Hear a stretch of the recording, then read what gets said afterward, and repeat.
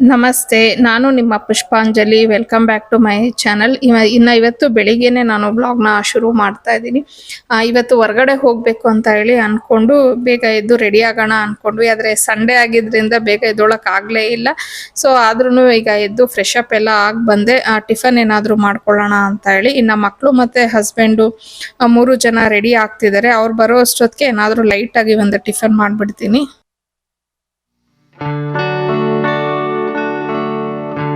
ಇನ್ನು ಬೆಳಿಗ್ಗೆ ಇವತ್ತು ಬ್ರೇಕ್ಫಾಸ್ಟ್ಗೆ ಹೆಲ್ದಿಯಾಗೂ ಇರಬೇಕು ಮತ್ತು ಬೇಗನೂ ಆಗಬೇಕಾಗತ್ತೆ. ಸೊ ಇನ್ನು ತುಂಬಾ ಈ ಪ್ಯಾಕೆಡ್ ಬ್ರೇಕ್ಫಾಸ್ಟ್ ಐಟಮ್ಸಲ್ಲಿ ಏನಂತಂದರೆ ಈ ಮೈದಾ ಹಾಗೆಯೇ ಶುಗರು ಅದೆಲ್ಲ ಸ್ವಲ್ಪ ಜಾಸ್ತಿನೇ ಯೂಸ್ ಮಾಡಿರ್ತಾರೆ. ಇನ್ನು ಅಂಥದ್ದನ್ನೆಲ್ಲ ತಿಂದಿದ್ದೀವಿ ಅಂದರೆ ಸುಮ್ಮನೆ ನಮ್ಮ ಹೆಲ್ತ್ ಹಾಳು ಮಾಡ್ಕೊತೀವಿ ಅಷ್ಟೇ. ಅದಕ್ಕೆ ಇವಾಗ ನಮ್ಮ ಮನೇಲಿ ನಾವು ಫಿಟ್ ಬೀಮ್ ಅವರ ರೆಡಿ ಟು ಈಟ್ ಬ್ರೇಕ್ಫಾಸ್ಟ್ ಓಟ್ಸ್ನ ತರಿಸಿದ್ದೀವಿ. ಇನ್ನು ಈ ಒಂದು ಓಟ್ಸನ್ನ ಅಸ್ಸಾಮಲ್ಲಿ ಸಿಗುವಂಥ ಬೀಮ್ ಬನಾನಾಸ್ನ ಗುಡ್ನೆಸ್ ಇಂದ ಮಾಡಿರ್ತಾರೆ. ಹಾಗೇನೆ ಇದರಲ್ಲಿ ಸ್ವೀಟ್ನೆಸ್ಗೆ ಅಂತ ಹೇಳಿ ಬೆಲ್ಲನ ಯೂಸ್ ಮಾಡಿರ್ತಾರೆ. ಯಾವುದೇ ರೀತಿಯ ರಿಫೈನ್ಡ್ ಶುಗರ್ ಅದೆಲ್ಲ ಏನು ಬಳಸಿರೋದಿಲ್ಲ. ಮತ್ತೆ ಇನ್ನೊಂದು ಬೆಸ್ಟ್ ಪಾರ್ಟ್ ಏನಂದ್ರೆ ಜಸ್ಟ್ 5 ನಿಮಿಷದಲ್ಲೇ ನಾವು ಈ ಒಂದು ಓಟ್ಸ್ನ ರೆಡಿ ಮಾಡ್ಬೋದು. ಕುಕಿಂಗ್ ಪ್ರಿಪೇರ್ ಮಾಡೋದು ಆ ಥರ ಎಲ್ಲ ಏನು ಇರೋದಿಲ್ಲ. ಇನ್ನು ಇದಕ್ಕೆ ಹಾಲನ್ನ ಹಾಕೋ ಅವಶ್ಯಕತೆ ಏನು ಇರೋದಿಲ್ಲ, ಬಿಕಾಸ್ ಇದರಲ್ಲಿ ಆಲ್ರೆಡಿ ಹಾಲಿನ ಅಂಶಗಳು ಇರುತ್ತೆ. ಇನ್ನು ಇದನ್ನ ಮಾಡೋದಂತೂ ತುಂಬಾನೇ ಈಸಿ. ಜಸ್ಟ್ ಒಂದು 3 ಸ್ಕೂಪ್ ಅಷ್ಟು ಓಟ್ಸ್ ಅನ್ನ ತಗೊಂಡು ಒಂದು 70 ml ಅಷ್ಟು ಬಿಸಿ ನೀರನ್ನ ಹಾಕಿ ಮಿಕ್ಸ್ ಮಾಡಿಬಿಟ್ಟು ಒಂದು 5 ನಿಮಿಷ ಅದನ್ನ ಪ್ಲೇಟ್ ಮುಚ್ಚಿಬಿಟ್ಟು ಇಡಬೇಕಾಗತ್ತೆ.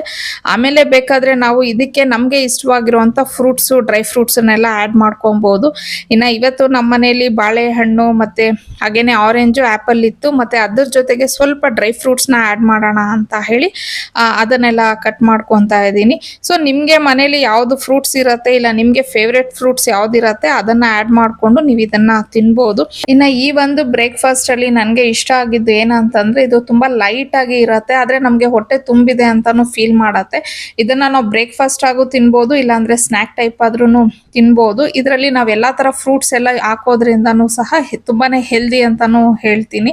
ಹಾಗೇನೆ ಇದು 3 ವರ್ಷ ಮೇಲ್ಪಟ್ಟಿರುವಂತ ಮಕ್ಕಳಿಂದ ಹಿಡಿದು ಎಲ್ಲ ಏಜ್ ಅವರು ಸಹ ಇದನ್ನ ತಿನ್ಬೋದು. ಹಾಗೇನೆ ಇದು ನಮ್ಮ ಹಾರ್ಟ್ ಹೆಲ್ತ್ಗೂ ಸಹ ತುಂಬಾನೇ ಒಳ್ಳೇದಾಗಿರತ್ತೆ. ಇದರಲ್ಲಿ ಕ್ರಾನ್ಬೆರೀಸ್ ಯೂಸ್ ಮಾಡಿರೋದ್ರಿಂದ ನಮ್ಗೆ ನ್ಯಾಚುರಲ್ ಆಗೇನೆ ಆಂಟಿ ಆಕ್ಸಿಡೆಂಟ್ಸ್ ಅನ್ನೋದು ಸಿಗುತ್ತೆ. ಇನ್ನ ಈ ಪ್ರಾಡಕ್ಟ್ ಲಿಂಕ್ ಅನ್ನ ನಾನು ಡಿಸ್ಕ್ರಿಪ್ಷನ್ ಅಲ್ಲಿ ಮೆನ್ಷನ್ ಮಾಡಿರ್ತೀನಿ. ಇನ್ನ ಇವರ ಅಫಿಷಿಯಲ್ ವೆಬ್ಸೈಟ್ ಆಗಿರುವಂತ www.grow2grow.in ಮತ್ತೆ ಹಾಗೇನೆ ಅಮೆಝಾನ್ ಅಲ್ಲೂ ಸಿಗುತ್ತೆ. ಹಾಗೇನೆ ಇವಾಗ ಫ್ಲಿಪ್ಕಾರ್ಟ್ ಅಲ್ಲೂ ಸಹ ಇದು ಅವೈಲೇಬಲ್ ಇದೆ. ಮತ್ತೆ ಸೇಮ್ ಡೇ ಡೆಲಿವರಿನೇ ಸಿಗುತ್ತೆ ನಿಮ್ಗೆ ಫ್ಲಿಪ್ಕಾರ್ಟ್ ಅಲ್ಲಿ. ಆಲ್ ಓವರ್ ಕರ್ನಾಟಕನೂ ಸಹ ಡೆಲಿವರಿ ಅನ್ನೋದು ಇದೆ. ಇನ್ನ ಇವತ್ತು ನಾವು ಹೊರಗಡೆ ಹೋಗ್ಬೇಕು ಅಂತ ಅನ್ಕೊಂಡಿದ್ದು ಮೈಸೂರಿಗೆ ಹೋಗೋಣ ಅಂತ ಹೇಳಿ ಹೊರಟಿದ್ದು ನಾವು. ಆಕ್ಚುಲಿ ಏನಂತಂದ್ರೆ ಈ ಬ್ಯುಸಿ ಸ್ಕೆಡ್ಯೂಲ್ಸ್ ಅಲ್ಲಿ ಇವನ್ನ ನಾನು ಅಷ್ಟೇ ಮನೆಯಲ್ಲಿ ಮನೆ ಮಕ್ಕಳು ಮತ್ತೆ ಹಾಗೇನೆ ಹರ್ನಿ ಕಲೆಕ್ಷನ್ ಅಂತ ಹೇಳಿ ಸ್ವಲ್ಪ ಬ್ಯುಸಿ ಆಗ್ಬಿಟ್ಟಿದೆ. ಇನ್ನ ನಮ್ಮನೆಯವ್ರ ಬಗ್ಗೆ ಅಂತೂ ಹೇಳಂಗೆ ಇಲ್ಲ. ಅವ್ರು ಯಾವಾಗ ಫ್ರೀ ಇರ್ತಾರೆ ಅನ್ನೋದು ಅವ್ರಿಗೆ ಗೊತ್ತಿರೋದಿಲ್ಲ. ಅವ್ರ ಮನೆಗೆ ಅಟ್ಲೀಸ್ಟ್ 1 hour ಬೇಗ ಬಂದ್ರೆ ಅದೇ ಏನೋ ದೊಡ್ಡ ವಿಚಾರ ಅಂತ ಹೇಳಿ ನನ್ಗೆ ಅನ್ನಿಸ್ತಾ ಇರತ್ತೆ. ಸೊ ಇನ್ನ ಹನಿ ಬಂದಾಗಿಂದನೂ ನಾವು ಎಲ್ಲೂ ಅವಳನ್ನ ಹೊರಗಡೆ ಕರ್ಕೊಂಡು ಹೋಗಕ್ ಆಗ್ಲೇ ಇಲ್ಲ. ಯಾಕಂದ್ರೆ ಒಂದ್ ರೀಸನ್ ಅದೇ ನಮ್ಮ ಮನೆಯವ್ರು ಬ್ಯುಸಿ ಇದ್ದಿದ್ದಾದ್ರೆ, ಇನ್ನೊಂದ್ ರೀಸನ್ ಏನಂತಂದ್ರೆ ಪಾವನಿಗೂನು ಎಕ್ಸಾಮ್ಸ್ ಬ್ಯಾಕ್ ಟು ಬ್ಯಾಕ್ ಬರ್ತಾನೆ ಇತ್ತು. 1 week ಪಾಪ ಅವಳಿಗೆ ಫ್ರೀ ಅಂತಾನೆ ಇರ್ಲಿಲ್ಲ. ಒಂದ್ ಎಕ್ಸಾಮ್ ಆಗಿ 1 day or 2 day ಫ್ರೀ ಕೊಟ್ರೆ ನೆಕ್ಸ್ಟ್ ಹಂಗೆ 3ನೇ ದಿನಕ್ಕೆ ಮತ್ತೆ ಏನಾದ್ರೂ ಒಂದು ಕ್ಲಾಸ್ ಟೆಸ್ಟ್ ಅಂತಾನೋ ಲ್ಯಾಬ್ ಎಕ್ಸಾಮ್ ಅಂತಾನೋ ಏನಾದ್ರೂ ಒಂದು ಸ್ಟಾರ್ಟ್ ಆಗ್ತಾನೆ ಇತ್ತು. ಸೊ ಈಗ ಅವಳನ್ನ ಬಿಟ್ಟು ಹೋಗಕ್ ನಮಗೂ ಮನ್ಸಿರ್ಲಿಲ್ಲ. ಇವನ್ ನಮ್ಮ ಹನಿನೂ ಒಪ್ಪೋದಿಲ್ಲ. ಅವ್ರಿಬ್ರು ಹೇಗೆ ಅಂತಂದ್ರೆ ಒಬ್ಬರನ್ನ ಬಿಟ್ಟು ಒಬ್ರು ಎಲ್ಲಾದ್ರೂ ಹೊರಗಡೆ ಬರಕ್ಕೆ ಸ್ವಲ್ಪ ಇದ್ ಮಾಡ್ಕೋತಾರೆ. ನಿಜ ಹೇಳ್ಬೇಕು ಅಂತಂದ್ರೆ ಮನೇಲಿದ್ದಾಗ ಸಿಲ್ಲಿ ವಿಚಾರಕ್ಕೂ ಆರ್ಗ್ಯೂ ಮಾಡ್ಕೋತಾ ಇರ್ತಾರೆ. ಆದ್ರೆ ಎಲ್ಲಾದ್ರೂ ಹೋಗ್ಬೇಕು ಬರ್ಬೇಕು ಅಂತಂದ್ರೆ ಹನಿ ಬರಲ್ಲ ಅಂತಂದ್ರೆ ಪಾವನಿನೂ ಅಷ್ಟೇ ಇಲ್ಲಮ್ಮ ಹೋಗೋದ್ ಬೇಡ ಅಂತ ಅಂದ್ಬಿಟ್ಟು ಹೇಳ್ತಾಳೆ. ಇನ್ನ ಪಾವನಿ ಬರ್ಲಿಲ್ಲ ಅಂದ್ರೆ ಹನಿನೂ ಹಾಗೇನೆ ಬೇಡಮ್ಮ ಅವಳು ಬರ್ಲಿ ಜೊತೆಲೆ ಹೋಗೋಣ ಎಲ್ಲಾರು ಪಾವನಿ ಫ್ರೀ ಆದ್ಮೇಲೆನೆ ಹೋಗೋಣ ಅಂತ. ಸೊ ಈ ಸಿಬ್ಲಿಂಗ್ಸ್ ಅಂದ್ರೇನೆ ಈ ತರ ಅಂತ ಹೇಳಿ ಅನ್ಸುತ್ತೆ. ಆಕ್ಚುಲಿ ನಾನು ಒಂದು ವ್ಲಾಗೇ ಮಾಡಿದ್ದೆ ಅವ್ರಿಬ್ರು ಕಿತ್ತಾಡ್ತಾರ ಇಲ್ವಾ ಅನ್ಬಿಟ್ಟು ನನ್ಗೆ ಯಾವಾಗ ಕೇಳ್ತಾ ಇದ್ರು ಜಗಳ ಆಡ್ತಾರ ಇಬ್ರು ಅಂತ ಹೇಳಿ. ಅದಕ್ಕೆ ಮಾಡಿದ್ದೆ. ನಮ್ಮನೇಲೂ ಆರ್ಗ್ಯುಮೆಂಟ್ಸ್ ಎಲ್ಲ ಆಗಲ್ಲ ಅಂತ ಏನು ಇಲ್ಲ. ಆದ್ರೆ ತೀರಾ ಅತಿಯಾಗಂತೂ ನಿಜವಾಗ್ಲೂ ಆಗೋದಿಲ್ಲ. ಇಬ್ರು ಸ್ವಲ್ಪ ಬೇಗನೆ ಕಾಂಪ್ರಮೈಸ್ ಆಗ್ಬಿಡ್ತಾರೆ. ಆದ್ರೆ ನನ್ಗೆ ಇವರಲ್ಲಿ ಇಷ್ಟ ಆಗೋದು ಏನಂತಂದ್ರೆ ಅವ್ರು ಎಷ್ಟೇ ಆರ್ಗ್ಯೂ ಮಾಡ್ಕೊಂಡ್ರು ಅದನ್ನ ಎಳ್ದಾಡೋದು ಆತರ ಮಾಡೋದಿಲ್ಲ. ಲೈಕ್ ಒಂದ್ ನಿಮಿಷ 2 ನಿಮಿಷ ಗ್ಯಾಪ್, ಹಂಗೆ ಮತ್ತೆ ಫ್ರೀ ಆಗ್ಬಿಟ್ಟು ಮಾತಾಡ್ಕೊಂಡು ಹನಿ ಹಂಗೆ ಹಿಂಗೆ ಅಂತ ಇವಳು ಪಾವನಿ ಸ್ಟಾರ್ಟ್ ಮಾಡ್ಕೋತಾಳೆ. ಇಲ್ಲ ಹನಿನೇ ಪಾವನಿ ಬಾರೆ ಇಲ್ಲಿ ಇದ್ ಮಾಡೋಣ ಅದ್ ಮಾಡೋಣ ನೋಡೋಣ ಅಂತ ಅಂದ್ಬಿಟ್ಟು ಇವಳು ಮಾತಾಡಕ್ ಸ್ಟಾರ್ಟ್ ಮಾಡ್ಬಿಡ್ತಾಳೆ. ಸೊ ಆ ತರ ಇರತ್ತೆ. ಜಾಸ್ತಿ ಏನ್ ಕಿತ್ತಾಡೋದಕ್ ಹೋಗಲ್ಲ. ನಮ್ಮವರೆಗೂ ಅಂತೂ ಬರೋದೇ ಇಲ್ಲ ಬಿಡಿ. ಮುಂಚೆ ಚಿಕ್ಕ ಮಕ್ಳಿದ್ದಾಗ ಸ್ವಲ್ಪ ನಾನು ಇಂಟರ್ಫಿಯರ್ ಆಗ್ತಿದ್ದೆ, ಇವಾಗ ಆ ಥರ ಎಲ್ಲ ಏನೂ ಆಗಲ್ಲ. ಮೇ ಬಿ ಅವರು ದೊಡ್ಡವ್ರು ಆಗ್ತಾ ಆಗ್ತಾ ಸಿಬ್ಲಿಂಗ್ಸ್ ಅನ್ನೋದಕ್ಕಿಂತ ಒಂದು ಒಳ್ಳೆ ಫ್ರೆಂಡ್ಸ್ ಅನ್ನೋ ಥರ ಆಗಿದ್ದಾರೆ. ಅದನ್ನ ನೋಡೋದಕ್ಕೆ ನಿಜವಾಗ್ಲೂ ಖುಷಿ ಅನ್ನೋದು ಆಗತ್ತೆ. ಇನ್ನ ಮೈಸೂರ್ಗೆ ಆಲ್ಮೋಸ್ಟ್ ಆಲ್ ತುಂಬಾ ಸತಿ ಹೋಗಿದೀವಿ ಬಂದಿದೀವಿ, ಬಟ್ ಯಾವಾಗ ಹೋದ್ರು ಏನೋ ಒಂಥರ ಚೆನ್ನಾಗಿರತ್ತೆ ನೋಡಕ್ಕೆ. ಪ್ಲಸ್ ಇನ್ನೊಂದೇನಂದ್ರೆ ಒಂದು ಕ್ಲೀನ್ ಸಿಟಿ ಅಂತಾನು ಬೇರೆ ಹೇಳ್ತಾ ಇರ್ತಾರಲ್ವಾ ಮೈಸೂರ್ನ, ತುಂಬಾ ಕಾಮ್ ಆಗಿರತ್ತೆ. ನಮ್ ಬ್ಯಾಂಗ್ಳೂರ್ ತರ ಅಂದ್ರೆ ಇಲ್ಲಿ ಸ್ವಲ್ಪ ಟ್ರಾಫಿಕ್ ಎಲ್ಲ ಜಾಸ್ತಿ ಅಲ್ವಾ. ಸೊ ಮೈಸೂರು ಒಂಥರ ಕಾಮ್ ಆಗಿ ಇರತ್ತೆ. ಹಾಗೇನೆ ಅಲ್ಲಿ ಹೇಳ್ತಾ ಇದ್ರು 6 ಗಂಟೆ 7 ಗಂಟೆ ಆಗೋಗ್ಬಿಟ್ರೇನೆ ಯಾರು ಜಾಸ್ತಿ ಹೊರಗಡೆ ಓಡಾಡೋದು ಅದೆಲ್ಲ ಮಾಡಲ್ಲ ಅಂತ ಹೇಳಿ. ನಮ್ಗಿಲ್ಲಿ ಬೆಂಗಳೂರಲ್ಲಿ ರಾತ್ರಿ 12 ಗಂಟೆ ಆದ್ರೂ ಜನ ಇದ್ದೇ ಇರ್ತಾರೆ ಎಲ್ಲಿ ನೋಡಿದ್ರು. ಬಟ್ ಅಂದ್ರೆ ನಮ್ ಕರ್ನಾಟಕದಲ್ಲಿ ಯಾವುದೇ ಪ್ಲೇಸ್ ಆದ್ರೂ ಅದ್ ನಮ್ದೇ ಅಲ್ವಾ, ಖುಷಿ ಆಗತ್ತೆ ಎಲ್ಲೋ ಹೋಗೋದಕ್ಕೂ. ಇನ್ನ ನಾವು ಮೈಸೂರ್ಗೆ ಹೋಗಿದ್ದು ರೀಸನ್ ಬಂದು 2 ವಿಚಾರಕ್ಕೆ ಅಂತ ಹೇಳಿ ಹೋದ್ವಿ. ಒಂದು ನಮ್ಮನೆಯವ್ರಿಗೇನೋ ಕೆಲಸ ಇತ್ತು, ಇನ್ನೊಂದು ಕೆಲಸ ಅದನ್ನ ನಾನು ಹೇಳ್ಬೇಕು ಅಂತ ಅನ್ಕೊಂಡೆ, ಬಟ್ ನಿಜ ಹೇಳ್ಬೇಕು ಅಂದ್ರೆ ಅದು ಆಗ್ಲೇ ಇಲ್ಲ. ಸೊ ಆಗ್ದಿರ ನಿಮಗ್ ಗೊತ್ತೇ ಇರತ್ತೆ, ನನ್ಗೇನಾದ್ರೂ ಆಗ್ಲಿಲ್ಲ ಅಂದ್ರೆ ಸುಮ್ನೆ ಅದನ್ನೆಲ್ಲ ನಾನು ಹೇಳೋದಕ್ಕೆ ಹೋಗೋದಿಲ್ಲ. ನಮ್ದೇ ಸ್ವಲ್ಪ ಮಿಸ್ಟೇಕ್ ಇದೆ, ನಾವು ತಿಳಿದೀರ ಬಂದ್ಬಿಟ್ವಿ ಅವತ್ತಿನ ದಿನ. ಸೊ ಸ್ವಲ್ಪ ಅದನ್ನೆಲ್ಲ ನಾವು ರಿಸರ್ಚ್ ಮಾಡಿ ಬಂದಿದ್ರೆ ಚೆನ್ನಾಗಿರ್ತಿತ್ತು. ಇನ್ನೂ ಒಂದ್ಸತಿ ಈಗ ನಾವು ಹೋಗ್ಬೇಕು. ಆವಾಗ ಹೋದಾಗ ನಾನು ಅವಾಗ ಖಂಡಿತ ಪ್ರತಿಯೊಂದು ಡೀಟೇಲ್ ಆಗಿ ಹೇಳ್ತೀನಿ, ಎಲ್ಲಿ ಹೋಗಿದ್ವಿ ಏನಕ್ಕೆ ಹೋದ್ವಿ ಅಂತ ಹೇಳಿ. ಇನ್ನು ಅಲ್ಲೇ ಲಂಚ್ ಎಲ್ಲ ಮುಗಿಸ್ಕೊಂಡು ಆಮೇಲೆ ಹೇಳದ್ನಲ್ಲ ನಮ್ಮನೆಯವ್ರಿಗೆ ಸ್ವಲ್ಪ ಕೆಲಸ ಇತ್ತು ಅಂತ. ಇನ್ನು ಅವ್ರ ಕೆಲ್ಸಕ್ಕೆಲ್ಲ ನಾವೆಲ್ಲ ಹೋಗೋದು ಅಷ್ಟೊಂದು ನಮ್ಗೆ ಇಷ್ಟ ಆಗಲ್ಲ, ಬೋರ್ ಅನ್ನಿಸ್ಬಿಡತ್ತೆ. ಹಂಗಾಗಿ ಅವ್ರನ್ನ ನೀವು ಹೋಗಿ ಅಂತ ಹೇಳಿದ್ವಿ. ನಮ್ಗೆ ಅಲ್ಲೇನೆ ರೆಸ್ಟೋರೆಂಟ್ ಹತ್ರನೇ ಊಟ ಎಲ್ಲ ಮಾಡ್ಕೊಂಡಾದ್ಮೇಲೆ ಪಾವನಿ ಕಾರಲ್ಲಿ ಕುತ್ಕೊಂಡ್ಬಿಟ್ಲು. ನಾನು ಮತ್ತೆ ಹನಿ ಸ್ವಲ್ಪ ಹೊತ್ತು ಈಚೆ, ನಾವು ಕಾರಲ್ಲಿ ಕೂತಿದ್ವಿ, 1-2 ನಿಮಿಷ ಈಚೆ ಬಂದು ಹಂಗೆ ಓಡಾಡ್ಕೊಂಡು ಅಲ್ಲಿ ಕುತ್ಕೊಂಡು ನಾನು ಹನಿ ಹಿಂಗೆ ಮಾತಾಡ್ತಾ ಇದ್ವಿ. ಮೈಸೂರಿಂದ ಬರೋ ಅಷ್ಟೊತ್ತಿಗೆ ನೈಟ್ ಆಗಿತ್ತು. ಸೊ ಅಗೇನ್ ನಾನು ವ್ಲಾಗ್ನೆಲ್ಲ ಏನು ಕಂಟಿನ್ಯೂ ಮಾಡ್ಲಿಲ್ಲ, ಬಿಕಾಸ್ ನಾವೆಲ್ಲೂ ಹೋಗ್ಲೇ ಇಲ್ಲ. ಎಲ್ಲಾದ್ರೂ ಹೋಗಿದ್ದು ನಾನೇನೇನೋ ಪ್ಲಾನ್ ಮಾಡ್ಕೊಂಡು ಹೋಗಿದ್ದೆ, ಕಂಪ್ಲೀಟ್ ಆಗಿ ಮೈಸೂರೆಲ್ಲ ಎಕ್ಸ್ಪ್ಲೋರ್ ಮಾಡ್ತೀವೇನೋ, ಅದನ್ನೆಲ್ಲ ಶೂಟ್ ಮಾಡ್ಕೊಳ್ಳೋಣ ಹಾಕೋಣ ಅಂತ ಹೇಳಿ. ಸೊ ಆಗ್ಲೇ ಇಲ್ಲ. ಎಲ್ಲ ನಾವ್ ಏನ್ ಅನ್ಕೊಂತೀವ ಅದಕ್ಕೆಲ್ಲ ಉಲ್ಟಾನೇ ಆಯ್ತು ಅಂತಾನೆ ಹೇಳ್ಬೋದು. ನನಗೂ ಸ್ವಲ್ಪ ಬೇಜಾರಾಗೋಯ್ತು. ಹಂಗಾಗಿ ನಾನು ಏನು ಶೂಟ್ ಮಾಡ್ಕೊಳಕ್ ಹೋಗ್ಲಿಲ್ಲ. ಎಲ್ಲಿ ಸುಮ್ನೆ ಅಲ್ಲಿ ಕೂತಿದ್ವಿ, ಅದಾದ್ಮೇಲೆ ಸುಮ್ನೆ ಕಾರಲ್ಲಿ ಬಂದಿದ್ದು ಅಷ್ಟೇನೆ. ಇನ್ನ ಹೈವೇನ ಏನ್ ಶೂಟ್ ಮಾಡಿ ಏನ್ ಹಾಕೋದು. ಸೊ ನಾನೇನು ಮಾಡ್ಕೊಂಡ್ಲಿಲ್ಲ. ಮತ್ತೆ ಅಗೇನ್ ನೆಕ್ಸ್ಟ್ ಡೇ ಬ್ಲಾಗ್ನ ಕಂಟಿನ್ಯೂ ಮಾಡಿದ್ದು. ಬೆಳಿಗ್ಗೆ ಟಿಫನ್ ಅಡುಗೆ ಕೆಲಸಗಳೆಲ್ಲ ಆದಮೇಲೆ ಸ್ವಲ್ಪ ನಮ್ಮ ರೂಮ್ನಲ್ಲಿ ಡ್ರೆಸ್ಸಿಂಗ್ ಟೇಬಲ್ ಕ್ಲೀನ್ ಮಾಡ್ಕೊಬೇಕಿತ್ತು. ತುಂಬ ದಿನದಿಂದ ಅನ್ಕೊತಾನೆ ಇದೆ ಇದನ್ನು ಮಾಡೋಣ ಅಂತ ಹೇಳಿ. ಸೊ ಇದು ಎಷ್ಟು ರೆಗ್ಯುಲರ್ ಆಗಿ ಮಾಡ್ತಾನೆ ಇರಬೇಕಾಗತ್ತೆ.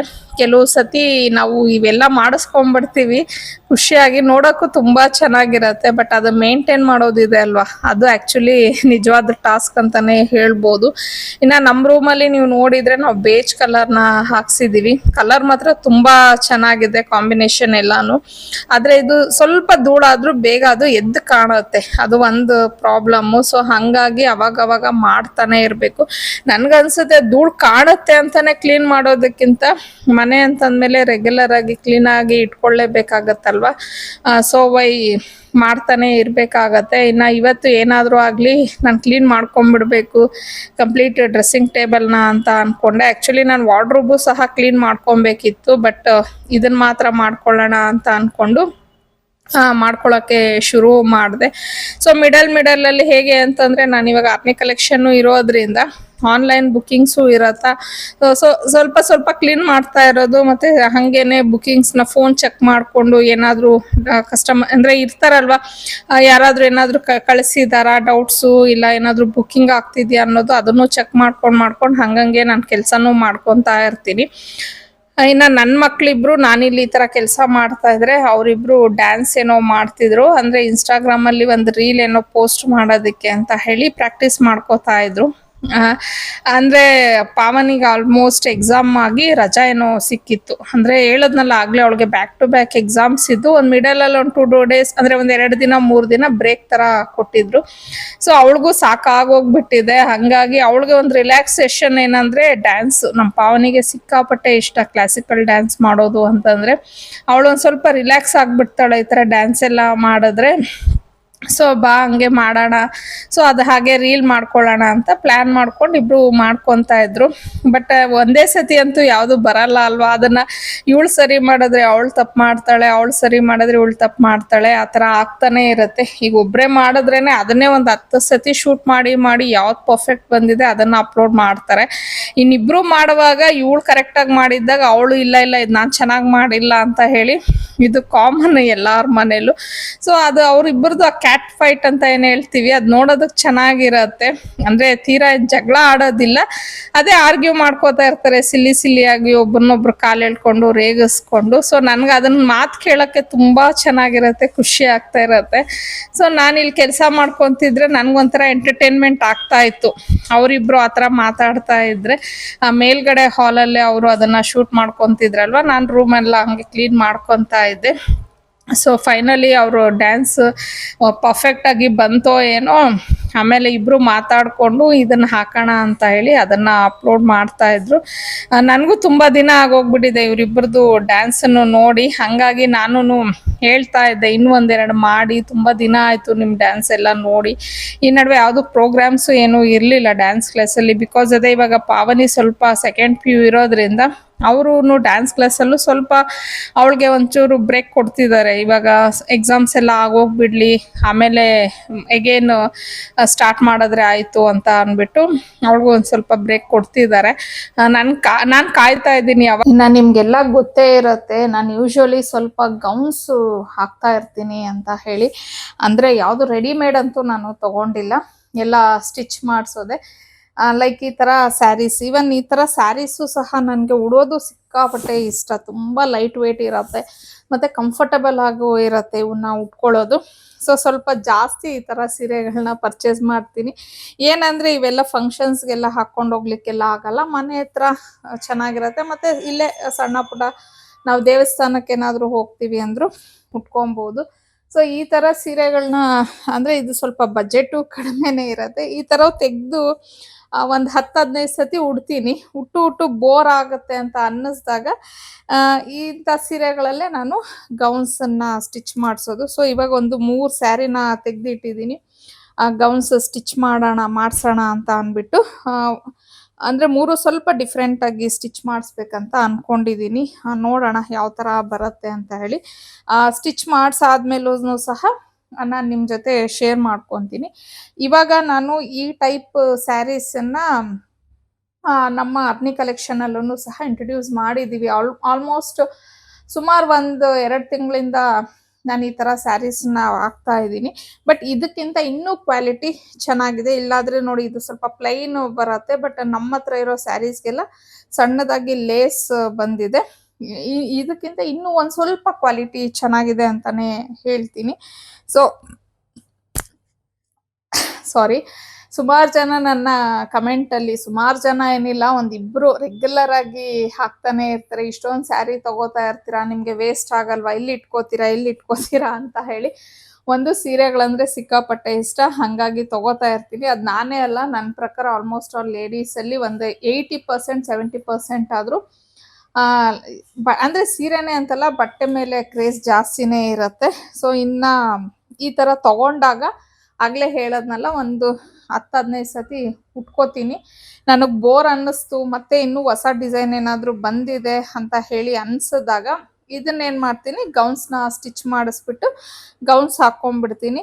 ತುಂಬ ಕಂಫರ್ಟಬಲ್ ಆಗಿರುತ್ತೆ. ನಿಮಗೆಲ್ಲ ಗೊತ್ತೇ ಇರುತ್ತೆ, ನಾನು ನೈಟಿ ಯೂಸ್ ಮಾಡೋದಿಲ್ಲ.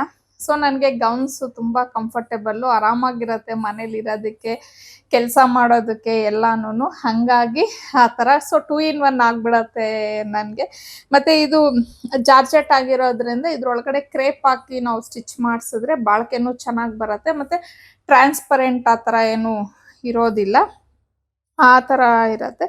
ಸೊ ಇನ್ನೀಗ 3 ಸೆಲೆಕ್ಟ್ ಮಾಡಿದ್ದೀನಲ್ವ, ಇದರಲ್ಲಿ ಯಾವ್ಯಾವ ಥರ ಡಿಸೈನ್ನ ಸ್ಟಿಚ್ ಮಾಡಿಸ್ತೀನಿ ಅನ್ನೋದನ್ನು ಹೇಳ್ತೀನಿ. ಇದಕ್ಕೆ ಸ್ವಲ್ಪ ಇಲ್ಲಿ ರೆಡ್ ಕಲರ್ ಹೂವು ಥರ ಬಂದಿದೆ. ಅದಕ್ಕೆ ಯೋಚನೆ ಮಾಡ್ತಾ ಇದ್ದೀನಿ, ಇದಕ್ಕೆ ಯಾವುದಾದ್ರೂ ರೆಡ್ ಕಲರಲ್ಲಿ ಪೀಸ್ ನನ್ನ ಹತ್ರ ಯಾವುದಾದ್ರೂ ಇದೆಯಾ ನೋಡಿಬಿಟ್ಟು ಏನಾದರೂ ಡಿಸೈನ್ ಮಾಡಿಸೋಣ ಅಂತ ಹೇಳಿ ಅಂದ್ಕೊಂಡಿದ್ದೀನಿ.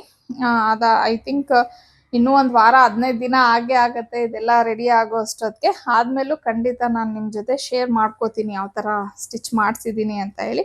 ಎಲ್ಲ ಹಳೆ ಸೀರೆಗಳೇ, ಹೊಸದು ಯಾವುದೂ ಇಲ್ಲ. ಆಲ್ಮೋಸ್ಟ್ ಆಲ್ ಎಲ್ಲ ಇವೆಲ್ಲ ಪರ್ಚೇಸ್ ಮಾಡಿ ಒಂದು 2 ಇಯರ್ಸೇ ಆಗಿರ್ಬೋದು. ಒಂದೇ ನೋಡಿರ್ತೀರ ನೀವು ನನ್ನ ವಿಡಿಯೋಸಲ್ಲಿ ಈ ಒಂದು ಸ್ಯಾರೀಸ್ನ ನಾನು ಉಟ್ಟಿರೋದು. ಸೊ ಇವಾಗ ಇದನ್ನ ಗೌನ್ಸ್ಗೆ ಟರ್ನ್ ಮಾಡಿ ನೆಕ್ಸ್ಟ್ ಕಮ್ಮಿಂಗ್ ವ್ಲಾಗ್ಸಲ್ಲಿ ಗೌನ್ಸನ್ನು ಹಾಕ್ಕೊಳ್ಳೋದನ್ನು ಸಹ ನೀವು ನೋಡ್ತೀರಾ. ಅದೇ ಇವಾಗ ಸ್ವಲ್ಪ ಹೋಗಬೇಕು, ನನ್ನ ಫ್ರೆಂಡ್ ಮನೆಗೆ ಹೋಗ್ಬಿಟ್ಟು ಇದನ್ನೆಲ್ಲ ಅವ್ರಿಗೆ ಸ್ಟಿಚಿಂಗ್ ಕೊಟ್ಬಿಟ್ಟು ಆಮೇಲೆ ಸ್ವಲ್ಪ ಅನ್ನಿ ಕಲೆಕ್ಷನಲ್ಲಿ ಕೆಲಸ ಇದೆ, ಅದನ್ನೆಲ್ಲ ಒಂಚೂರು ಮುಗಿಸ್ಕೊಂಡ್ಬಿಡ್ತೀನಿ.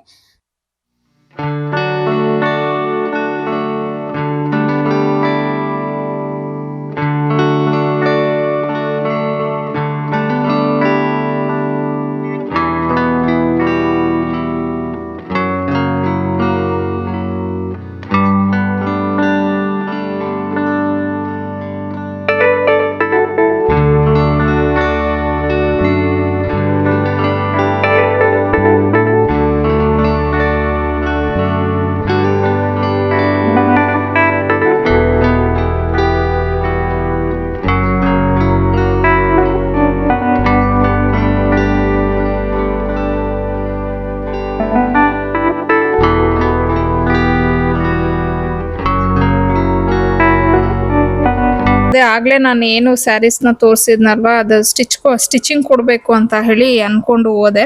ಸೊ ಅಷ್ಟೊತ್ತಿಗೆ ಮಕ್ಕಳು ಅವ್ರದ್ದೇನೋ ಸ್ವಲ್ಪ ಶಾಪಿಂಗ್ ಏನೋ ಹೋಗ್ಬೇಕು ಅಂತ ಅಂದ್ಬಿಟ್ಟು, ಅಂದರೆ ಕೆಲವೊಂದು ಪ್ಯಾಂಟ್ಸ್ ಏನೋ ತಗೋಬೇಕು ಅಂತ ಹೇಳಿ ಹೋಗ್ತೀವಿ ಅಂತ ಹೇಳಿದ್ರು. ಆನ್ ದ ವೇ ಹೋಗ್ತಾ ನಾವೇ ಕೊಟ್ಟು ಹೋಗ್ತೀವಿ ಕೊಡಮ್ಮ ಅಂತ ಅಂದ್ಬಿಟ್ಟು ಅವರೇ ಈಸ್ಕೊಂಡೋದ್ರು. ನನಗೂ ಒಳ್ಳೇದೇ ಆಯಿತು. ಸೊ ಅಂದರೆ ಮುಂಚೆ ಎಲ್ಲ ನಾನು ಇಲ್ದಿರೋ ಶಾಪಿಂಗ್ ಹೋಗ್ತಾನೆ ಇರಲಿಲ್ಲ, ಬಟ್ ಇವಾಗ ಸ್ವಲ್ಪ ಹೋಗಕ್ಕೆ ರೂಢಿ ಮಾಡ್ಕೊಂಡಿದ್ದಾರೆ. ವೆಸ್ಟರ್ನ್ ಬಟ್ಟೆಗಳೇನೋ ತಗೊಳಕ್ಕೆ, ಅಂದರೆ ವೆಸ್ಟರ್ನ್ ಬಟ್ಟೆ ಅಂತಂದರೆ ನಾರ್ಮಲ್ ಪ್ಯಾಂಟ್ಸ್ ಬರುತ್ತಲ್ವಾ, ಸೊ ಆ ಥರ ಟಿ ಶರ್ಟ್ ಪ್ಯಾಂಟ್ ಏನು ನಮ್ಮ ಪಾವನಿ ತುಂಬ ಚೆನ್ನಾಗಿ ಸೆಲೆಕ್ಟ್ ಮಾಡ್ತಾಳೆ. ನಮ್ಮ ಹನಿಗೆ ಹೋಲಿಸಿದ್ರೆ ಈ ಥರ ಬಟ್ಟೆಗಳನ್ನ ನಮ್ಮ ಹನಿ ಟ್ರೆಡಿಷನಲ್ ಬಟ್ಟೆ ತುಂಬ ಚೆನ್ನಾಗಿ ಸೆಲೆಕ್ಟ್ ಮಾಡ್ತಾಳೆ. ಹಂಗಾಗಿ ಅವ್ರು ನನ್ನನ್ನು ಕರೆದ್ರು ಬಾಮ್ಮ ಹೋಗೋಣ ಅಂದ್ಬಿಟ್ಟು. ನಾನು ಅದೇ ಸ್ವಲ್ಪ ಆರ್ನಿ ಕಲೆಕ್ಷನಲ್ಲಿ ಕೆಲಸ ಇತ್ತು, ಅದಕ್ಕೆ ನೀವೇ ಹೋಗ್ರಮ್ಮ, ಅಂದರೆ ರೂಢಿ ಆಗಲಿ ಅವ್ರಿಗೂ ಹೋಗೋದು ಅದೆಲ್ಲ ಮಾಡಿ ಕಲೀಲಿ ಅನ್ನೋದಕ್ಕೆ ನಾನು ಸ್ವಲ್ಪ ಫ್ರೀ ಬಿಡ್ತೀನಿ ಅವ್ರನ್ನ. ಸರಿ ಹೋಗಿ ಬರ್ತೀವಿ ಅಂತ ಹೇಳಿ ಹಂಗೆ ಕೊಟ್ಟೋಗ್ರಿ ಸ್ಯಾರಿನ ಅಂತ ಅಂದ್ಬಿಟ್ಟು ಕಳಿಸ್ದೆ ಅವ್ರ ಕೈಯಲ್ಲಿ. ಇನ್ನು ನಮ್ಮ ಆರ್ನಿ ಕಲೆಕ್ಷನಲ್ಲಿ ಸ್ಟಾಫ್ ಇದ್ದಾರೆ, ಪಾಪ ಅವರು ಬಂದಿಲ್ಲ, ರಜಾ ಹಾಕಿದ್ದಾರೆ. ಸೊ ನಾವೇನಂತಂದರೆ ಏನೇ ಒಂದು ಬುಕ್ಕಿಂಗ್ಸ್ ಆಗಲಿ ಡ್ಯಾಮೇಜ್ ಎಲ್ಲ ಕ್ಲೀನಾಗಿ ಚೆಕ್ ಮಾಡಿಬಿಟ್ಟೆ ನಾವು ಪ್ಯಾಕ್ ಮಾಡೋದು. ಹಾಗಾಗಿ ಸ್ವಲ್ಪ ಬುಕ್ಕಿಂಗ್ಸ್ ಎಲ್ಲ ಆಗಿತ್ತಲ್ವ, ಅದೆಲ್ಲ ಡ್ಯಾಮೇಜಸ್ ಎಲ್ಲ ಚೆಕ್ ಮಾಡಿಬಿಡೋಣ ಅಂತ ಅಂದ್ಬಿಟ್ಟು ಸಂಜೆ ಒಂದು 5:30-6 ಗಂಟೆ ಹಂಗೆ ಕೊರಿಯರ್ ಅವರು ಬರ್ತಾರೆ. ಸೊ ಇವತ್ತು ನಾನೇ ಪ್ಯಾಕಿಂಗ್ ಎಲ್ಲ ಒಬ್ಬಳೇ ಮಾಡ್ಕೊಬೇಕು. ಮಕ್ಳು ಹೇಳಿದ್ದಾರೆ ಅಷ್ಟೊತ್ತಿಗೆ ಬಂದ್ಬಿಡ್ತೀವಮ್ಮ, ನೀವು ಡ್ಯಾಮೇಜ್ ಎಲ್ಲ ಚೆಕ್ ಮಾಡಿ ಇಕ್ಕಿರಿ, ನಾವು ಬಂದು ಪ್ಯಾಕಿಂಗಲ್ಲಿ ನಿಮಗೆ ಹೆಲ್ಪ್ ಮಾಡ್ತೀವಿ ಅಂತ ಹೇಳಿದ್ರು. ಇವತ್ತೇನು ಅಷ್ಟೊಂದು ಬುಕ್ಕಿಂಗ್ ಆಗಿಲ್ಲ, ಒಂದು 20-25 ಏನೋ ಆಗಿದೆ ಅಷ್ಟೇನೆ. ಸೊ ಒಬ್ಳೆ ಮಾಡ್ಕೋಬಹುದು. ಅವರು ಪ್ರಿಂಟ್ಔಟ್ ಎಲ್ಲ ತೆಗೆದುಕೊಟ್ಟು ಹೋಗ್ಬಿಟ್ಟಿದ್ದಾರೆ. ಯಾವುದಕ್ಕೂ ಇರಲಿ ಅಂತ ಎಮರ್ಜೆನ್ಸಿಗೆ ನಾನು ಅದನ್ನ ತೆಗೆದುಕೊಟ್ಟು ಹೋಗ್ಬಿಡಿ, ಅದೇ ಅಡ್ರೆಸ್ಸು ಎಲ್ಲ ಅಂತ ಹೇಳಿದ್ದೆ. ಸೊ ನೋಡೋಣ, ಆದರೆ ಎಲ್ಲ ಚೆಕ್ ಮಾಡಿಬಿಟ್ಟು ನಾನೇ ಆದರೆ ಪ್ಯಾಕ್ ಮಾಡ್ತೀನಿ. ಇಲ್ಲ ಅಂದರೆ ಬಂದಿದ ತಕ್ಷಣ ಅವರು ಮಾಡಿಕೊಡ್ತಾರೆ. ತುಂಬ ದೂರ ಏನು ಹೋಗಿಲ್ಲ, ಇಲ್ಲೇ ಹೋಗಿದ್ದಾರೆ. ಸೊ ಬಂದುಬಿಡ್ತಾರೆ ಅನ್ಕೋತೀನಿ 1 hour 1.5 hour ಅಲ್ಲಿ ಅಷ್ಟೊತ್ತಿಗೆ. ಸೊ ಅಷ್ಟೊತ್ತಿಗೆ ನಂದು ಇದೇನು ಕೆಲಸ ಇದೆ ಇದನ್ನು ಮಾಡ್ಕೊಳ್ಳೋಣ ಅಂತ ಮಾಡ್ಕೊತಿದ್ದೀನಿ. ಇನ್ನು ಇವತ್ತಿಗೆ ವ್ಲಾಗ್ನ ಇಲ್ಲಿಗೆ ಮುಗಿಸ್ತಾ ಇದ್ದೀನಿ. ಐ ಹೋಪ್ ನಿಮಗೆ ವ್ಲಾಗ್ ಇಷ್ಟ ಆಗಿರುತ್ತೆ ಅನ್ಕೋತೀನಿ. ಇಷ್ಟ ಆಗಿದ್ರೆ ಪ್ಲೀಸ್ ಲೈಕ್ ಮಾಡಿ, ಶೇರ್ ಮಾಡಿ, ಕಮೆಂಟ್ ಮಾಡಿ, ಹಾಗೆ ಸಬ್ಸ್ಕ್ರೈಬ್ ಮಾಡ್ದಿರ ನೋಡ್ತಿದ್ರೆ ಸಬ್ಸ್ಕ್ರೈಬ್ ಮಾಡ್ಕೊಂಡು ನೋಡಿ ಅಂತ ಹೇಳ್ತಾ ಮತ್ತೊಂದು ವ್ಲಾಗಲ್ಲಿ ಭೇಟಿ ಆಗೋಣ. ಅಲ್ಲಿವರೆಗೂ ಬಾಯ್, ಸಿ ಯು.